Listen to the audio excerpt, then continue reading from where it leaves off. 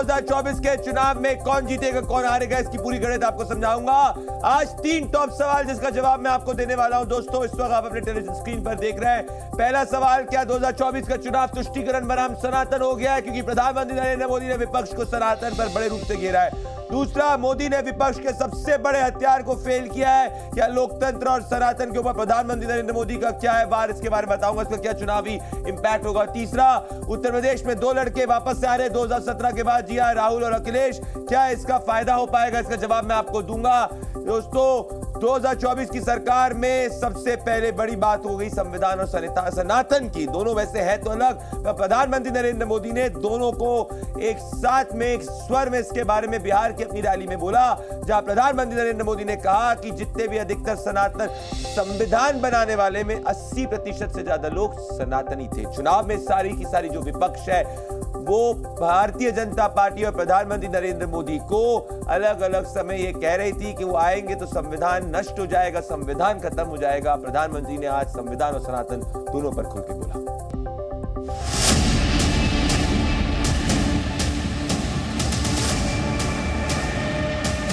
भारत का संविधान,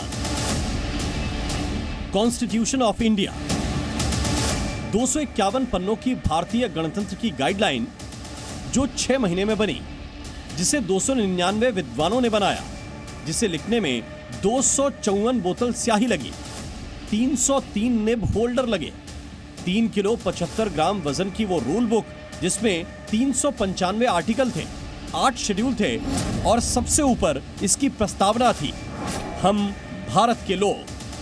लेकिन अब भारत में राजनीति का शोर है कि यह संविधान बदला जाने वाला है, ये मिटने वाला है, ये खत्म होने वाला है। संविधान को खत्म किया जाएगा। प्रधानमंत्री की बोले गए संविधान बदलने के लिए राहुल गांधी ने आज केरल में कहा, मोदी जीते तो आरएसएस बीजेपी सबसे पहले संविधान बदलेंगे। The RSS and the BJP are trying to destroy India's constitution and change India's constitution. Bengal में ममता बनर्जी ने कहा, बीजेपी फिर जीती तो ना धर्म बचेगा न संविधान। में आपका धर्म का कोई अस्तित्व तो नहीं रहेगा, खाने पीने का नहीं रहेगा, आपका कोई आइडेंटिटी नहीं रहेगा। क्या कर दिया, आपको अधिकार छीन लेगा। बिहार में तेजस्वी यादव बोले, मोदी फिर जीते तो सबसे पहले संविधान को खत्म करेंगे। भाजपा के सभी प्रत्याशी खुलेआम बोल रहे हैं कि संविधान को खत्म किया जाएगा जब मोदी जी को प्रचंड बहुमत मिलेगा। संविधान संविधान संविधान। विपक्ष की हर रैली में एक ही शोर है कि मोदी की हैट्रिक यानी भारत के संविधान को खतरा। आज प्रधानमंत्री मोदी ने बिहार के गया में इस सो कॉल्ड बवंडर का जवाब दिया, वही लाइन रिपीट की कि बाबा अंबेडकर भी आ जाएं तो यही संविधान रहेगा, कोई नहीं बदल सकता। भाइयों बहनों, लिख के रखिए, मोदी तो क्या, बीजेपी तो क्या, स्वयं बाबा साहब आम्बेडकर भी इस संविधान को नहीं बदल सकते हैं। लेकिन विपक्ष पर मोदी का अगला पंच और भी सॉलिड और मल्टी डायमेंशनल था। प्रधानमंत्री ने संविधान को सनातन से कनेक्ट कर दिया और कहा कि इससे अच्छा संविधान भला और क्या होगा, क्योंकि इसकी आत्मा में ही सनातन है। जो लोग सनातन को गाली देते हैं ना, वो भी कान खोल करके सुन लो। ये जो संविधान इतना महान बना है, ये जो संविधान हमें देश को आगे ले जाने की ताकत देता है, इस संविधान को बनाने के लिए जो संविधान सभा थी उसमें 80-90% से भी ज्यादा, 80-90% से भी ज्यादा सबके सब सनातनी थे और उन सनातनियों ने इतना उत्तम संविधान बनाने में बाबा साहब आम्बेडकर का साथ दिया है। मोदी ने एक बॉल पर विपक्ष के 2 विकेट उड़ाए। देखिए कैसे। पहला, संविधान बदले जाने की आशंका 100% खारिज की। दूसरा, सनातन पर बेवजह के डर को भी रिजेक्ट कर दिया।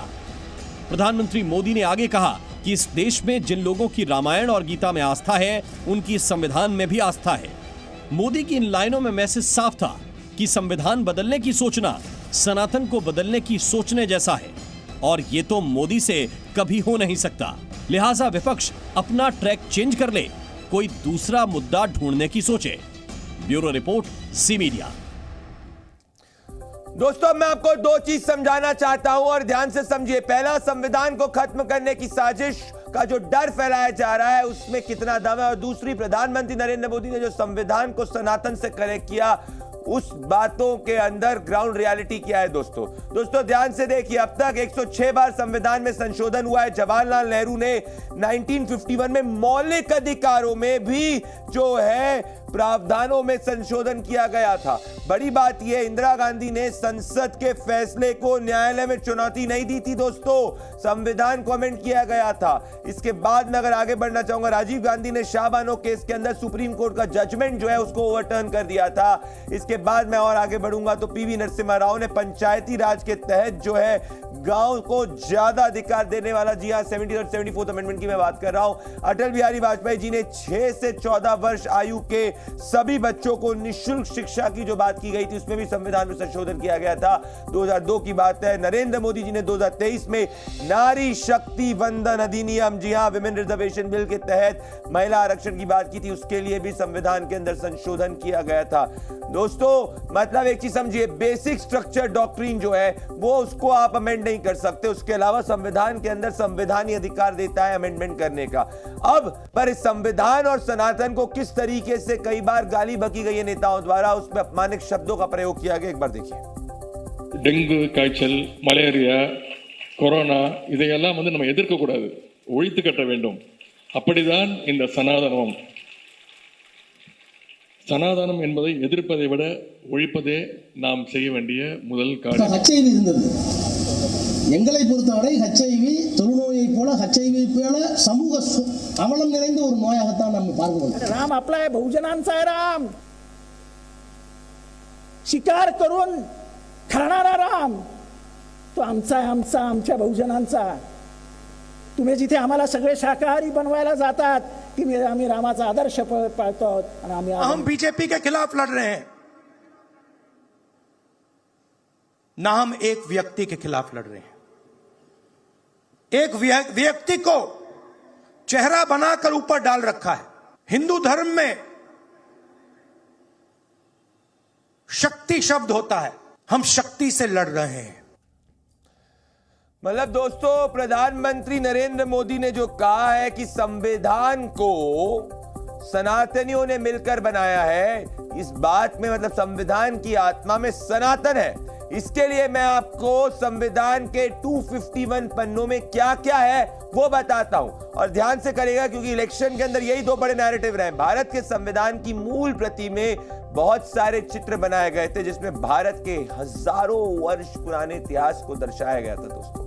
दोस्तों संविधान से देखिए, संविधान की अगर मैं बात करूं कि सनातनी छाप पूरी तरीके से है। दोस्तों नागरिकता के विषय में भाग 2 में डिटेल, जंगल में यज्ञ करते ऋषि का चित्र तक यहाँ पे है। नागरिकों के मौलिक अधिकार वाले चैप्टर में भगवान श्री राम, माता सीता और लक्ष्मण जी के अयोध्या से लौटने वाले चित्र है। सो प्रियम्बल के बाद में अगर मैं बात करूं फंडामेंटल राइट्स के चैप्टर में भाग 4 में राज्य के नीति निर्देशक सिद्धांतों जी डायरेक्टिव प्रिंसिपल में अर्जुन को गीता उपदेश देते श्री कृष्ण का चित्र है। इसमें भगवान महात्मा बुद्ध का चित्र है भाग 5 में। और अगर मैं और आगे बढ़ना चाहूंगा भाग 6 में भगवान महावीर जैन का चित्र है। तो ओवरऑल आप देखेंगे भगवान शिव के नटराज स्वरूप और स्वास्तिक का चित्र भाग 12 में है। दूसरे भागों में शिवाजी महाराज और गुरु गोविंद सिंह जी का चित्र है। सो ओवरऑल देखेंगे दोस्तों, आज के सूडो सेक्युलर अगर इसको देखते तो क्या कहेंगे, जो बाबा साहेब अंबेडकर का संविधान था उसमें भगवान राम, माता सीता, लक्ष्मण जी, गौतम बुद्ध, शिवाजी महाराज, इन सब के चित्र थे अलग अलग चैप्टर्स में। गीता देते हुए उपदेश भगवान कृष्ण ने जो अर्जुन को दिया था वो तक था। तो क्या जवाहरलाल नेहरू जिस वक्त थे और जब कॉन्स्टिट्यूएंट असेंबली ने संविधान को पारित किया था तो क्या वो सब के सब नॉन सेक्युलर थे, कम्युनल थे? आज के नैरेटिव का सोचने की जरूरत है दोस्तों। तो अब मैंने जो आपको जिक्र किया गया। कल एएनआई को दिए इंटरव्यू में भी प्रधानमंत्री नरेंद्र मोदी ने यही बात कही और तभी मैं कह रहा हूं कि विपक्ष के सबसे बड़े हमले को प्रधानमंत्री नरेंद्र मोदी ने शायद से कंप्लीटली ब्लंट कर दिया। संविधान सभा में जो लोग बैठे थे तो ज्यादातर गांधीयन लोग थे, ज्यादातर कांग्रेस की विचारधारा से जुड़े हुए लोग थे और पहला संविधान बना, उसके हर पेज पर जो पेंटिंग है रामायण वो सनातन की ही परंपरा से जुड़े हुए हैं। तो आपका संविधान बना, उस संविधान में सनातन का गौरव का हिस्सा था और आज सनातन को इतनी भयंकर गालियां देने की हिम्मत हो और आप उनके साथ चुनाव की राजनीति करें, उनके साथ मंच साझा करें, मजबूरी कांग्रेस की ये देश के लिए चिंता का विषय है। तो अब मैं आपको सनातन पर कांग्रेस पार्टी को छोड़ रहे एक्स कांग्रेसीज जो कई बीजेपी में शामिल हो गए उनके उदाहरण देना चाहता हूं दोस्तों। ध्यान से देखिएगा, 5 तस्वीरें मैं आपको दिखाने वाला हूं। अब ध्यान से देखिए दोस्तों, ये 5 तस्वीर। दोस्तों ये 5 लोग जो कांग्रेस के वरिष्ठ नेता थे, इनमें 5 में से एक ही बात कॉमन थी, क्योंकि ये सब ने सनातन को गाली देना इनकार किया और कांग्रेस पार्टी छोड़ी। रोहन गुप्ता कांग्रेस के एक्स प्रखर स्पोक्सपर्सन, कांग्रेस पार्टी छोड़नी पड़ी।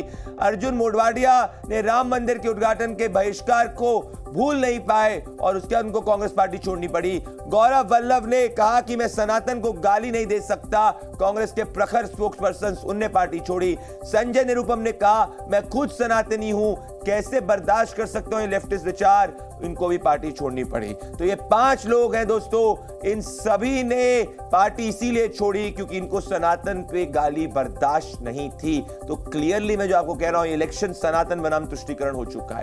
अब महात्मा गांधी के सनातन पे क्या विचार थे जिनको ये सब लेफ्टिस्ट बड़ा मानते हैं, ध्यान से देखिए दोस्तों। एमके गांधी कहते थे संसार चलाने का श्रेष्ठ नियम सनातन। तो क्या अब ये गांधी जी को भी सवाल पूछेंगे। दूसरा, जो सबको समान समझे वो सनातन। ये तीसरा, वेद सृष्टि के आरंभ से है सर्वपूज्य, वो सनातन। चौथा, कर्म फल अटल है और अनिवार्य है, ऐसा सनातन कहता है, गांधी जी के विचार है। ईश्वर सर्वत्र है, कण कण में व्याप्त है, मतलब सब में ईश्वर है। इसी की बात विवेकानंद भी करते थे। हर जीव पवित्र है, ईश्वर का अंश है। यह अद्वैता वेदांता फिलॉसफी भी थी दोस्तों। और अहिंसा संसार में सबसे बड़ा धर्म है, ऐसा एमके गांधी जी कहते थे। और गौमाता की रक्षा हर हिंदू का कर्तव्य। वापस से सुनिए, गौमाता की रक्षा हर हिंदू का कर्तव्य है, ऐसा एमके गांधी जी कहते थे। और सनातन आदेश नहीं, जीवन शैली है। तो ये गांधी जी की। और 10वीं बात, सच्चे आचरण का नाम ही है सनातन। तो दोस्तों, सनातन पे महात्मा गांधी से लेकर हर भारतीय ने एक ही विचार किया है कि वो हमारा डीएनए है।